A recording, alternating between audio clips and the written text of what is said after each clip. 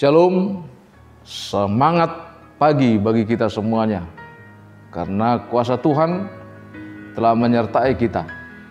Bapak, Ibu, Saudara-saudara, sebelum kita melakukan segala aktivitas kita, saya mau mengundang saudara-saudara untuk lebih dulu memuji dan memuliakan Tuhan melalui firman-Nya.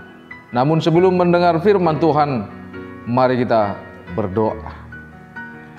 Segala puji syukur kami sembahkan kehadirat-Mu Tuhan yang Maha Kasih, yang menyertai segala kehidupan kami hingga pada pagi hari ini, yang memperkenankan kami melalui berkat-Mu Tuhan, bangun dari setiap tidur kami, dan Tuhan mau mengizinkan kami untuk melakukan segala aktivitas kami. Namun Tuhan, kami memohon sebelum memulai segala kegiatan kami mau mendengarkan firman. Biarlah Tuhan melalui Roh Kudus-Mu menguasai hati dan pikiran kami dalam Kristus Yesus. Amin. Bapak, Ibu, Saudara-saudara, firman Tuhan yang menjadi renungan hari ini bagi kita untuk menghantar setiap kita melakukan kegiatan kita tertulis di dalam Amsal 26 ayat 21. Saya akan bacakan buat kita. Seperti arang untuk bara menyala dan kayu untuk api, demikianlah orang yang suka bertengkar untuk panasnya perbantahan. Itulah firman Tuhan pada hari ini Selasa 21 September 2021. Jemaat yang terkasih, mungkin kita sudah sering mendengar nasihat ini, jangan bermain api, nanti Anda sendiri yang terbakar. Demikian juga apa yang ditekankan dengan firman Tuhan pada pagi ini. Satu hal tentang kehidupan manusia digambarkan atau dikiaskan dengan seperti bara menyala dan kayu untuk api. Itulah yang menunjukkan pribadi manusia itu yang suka bertengkar. Pribadi manusia atau pribadi seseorang yang selalu menginginkan kegaduhan. Atau istilah lain yang sering kita dengar adalah dia susah melihat temannya senang dan dia senang ketika melihat temannya susah. Atau istilah yang sering juga kita dengar untuk seseorang yang melakukan kegaduhan adalah mulutmu adalah harimaumu. Namun dengan berkembangnya teknologi di medsos ini, istilah itu juga sudah berubah. Tidak mulutmu lagi yang menjadi harimau, namun tanganmu ikut menjadi harimau. Karena apa? Karena di tangan kita ini sekarang banyak dosa. Tidak hanya di mulut kita, tapi di tangan kita ini. Karena itu Bapak, Ibu, Saudara-saudara, kadang kita tidak sadar apa yang kita katakan, apa yang kita lakukan, semua itu menjadi batu sandungan bagi orang lain. Sekalipun itu merupakan suatu kepuasan dan kebahagiaan kepada kita.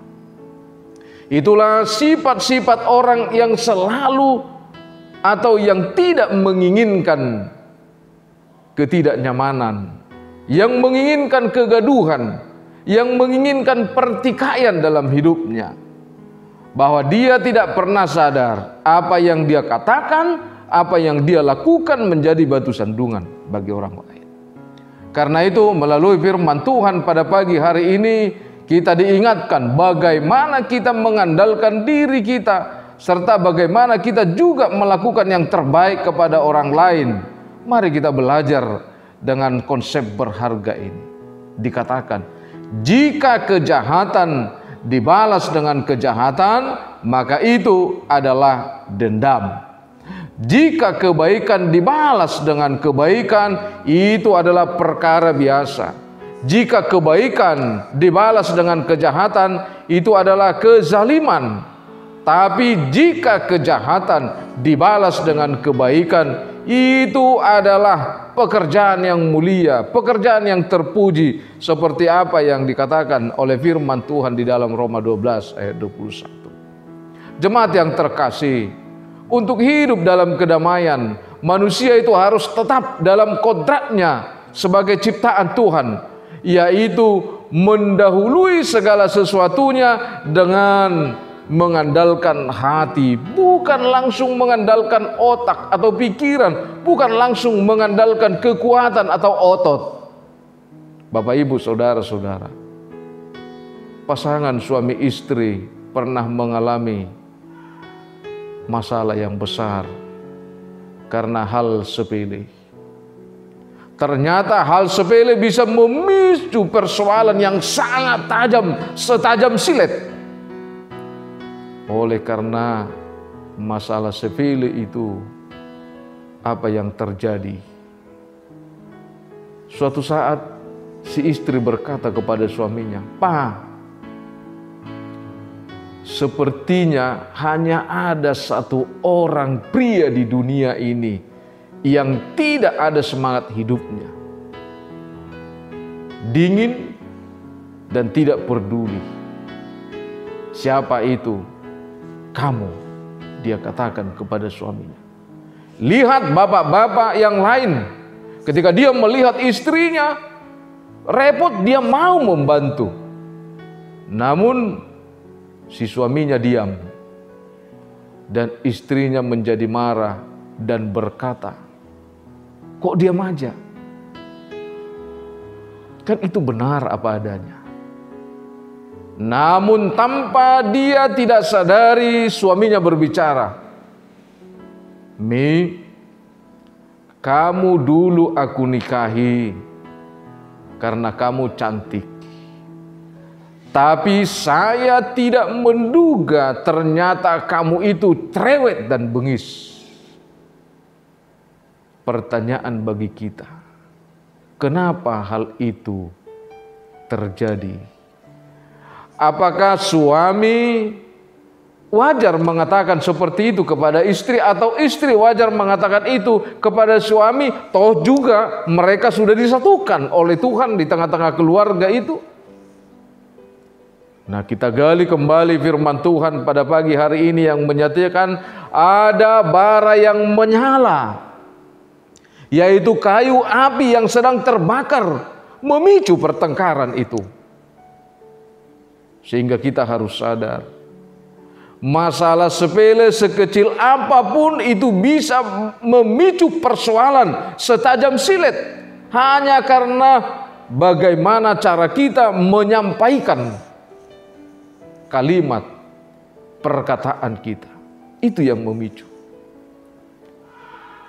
Artinya Bapak, Ibu, saudara-saudara, kadang niat kita baik, tapi cara menyampaikan kita itu salah. Itu juga memicu persoalan yang sangat konflik di tengah-tengah kehidupan kita.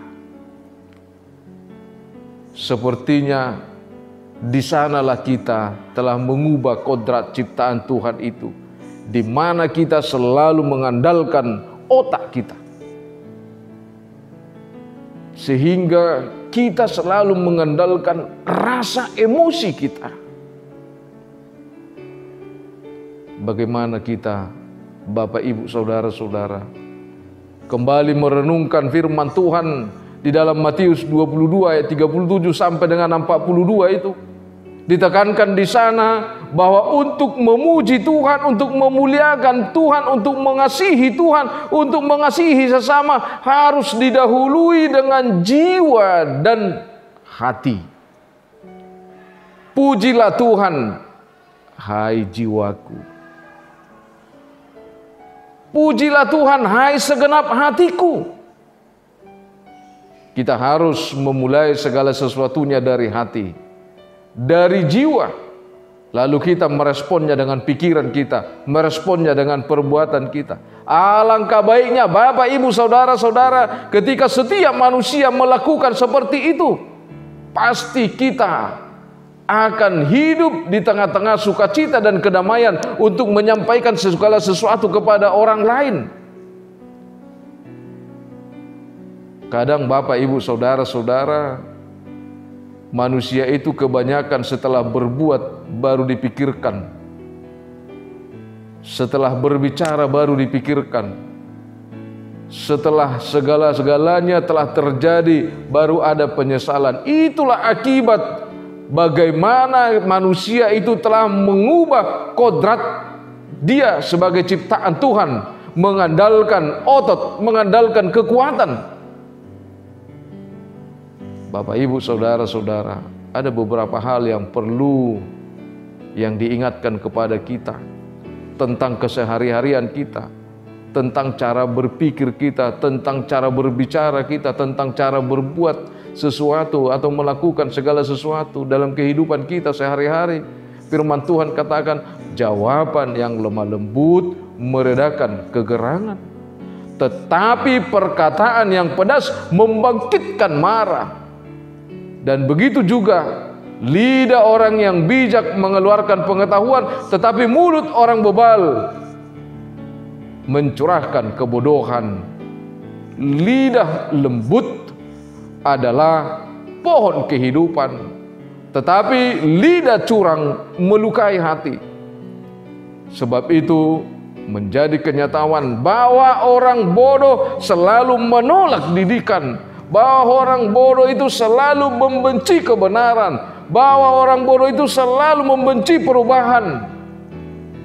Tetapi siapa yang mengindahkan teguran adalah orang-orang bijak. Karena itu Bapak, Ibu, Saudara-saudara, melalui firman Tuhan pagi ini kita diajak kembali untuk semakin dewasa dalam segala hal dan menjadi orang yang selalu dikuasai oleh Roh Kudus. Oh, firman Tuhan, Bapak, Ibu, Saudara-saudara, telah mengajak kita pada pagi hari ini untuk menghindarkan pertikaian. Karena dikatakan hal sepele pun bisa membuat persoalan yang besar dalam hidup kita. Sama seperti pepatah yang mengatakan bahwa ketika api itu kecil, dia bisa menjadi sahabat kita, tetapi setelah api itu besar, dia akan bisa membakar kita. Selamat beraktivitas dan selamat melakukan aktivitas dan kegiatan kita di dalam hari ini melalui kuasa Roh Kudus. Amin. Kita berdoa. Terima kasih Allah Bapa yang bertahta di dalam kerajaan sorga, buat penyertaan-Mu Tuhan di pagi hari ini, buat segala kehidupan kami, khususnya Tuhan keluarga kami masing-masing.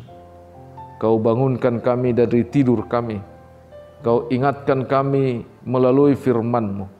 Terima kasih Tuhan, kami telah mendengarkan firman-Mu yang menyapa kami Tuhan untuk mengingatkan kami akan pribadi dan sikap serta sifat kami. Terima kasih Tuhan, pada pagi hari ini kami angkat pujian dan doa kami buat seluruh jemaat-Mu, buat jemaat-Mu yang sakit, buat jemaat-Mu yang berulang tahun, buat jemaat-Mu Tuhan yang menghadapi persoalan dan pergumulan kehidupan. Tolong Tuhan, Kau hadir dalam kehidupan mereka, memberikan sukacita dalam hidup mereka.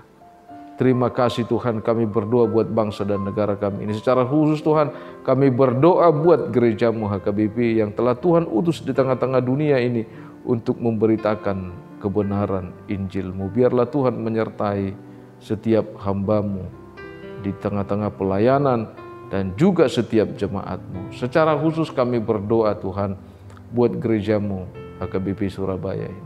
Kau angkat tangan-Mu Tuhan untuk memberkati setiap kehidupan jemaat-Mu.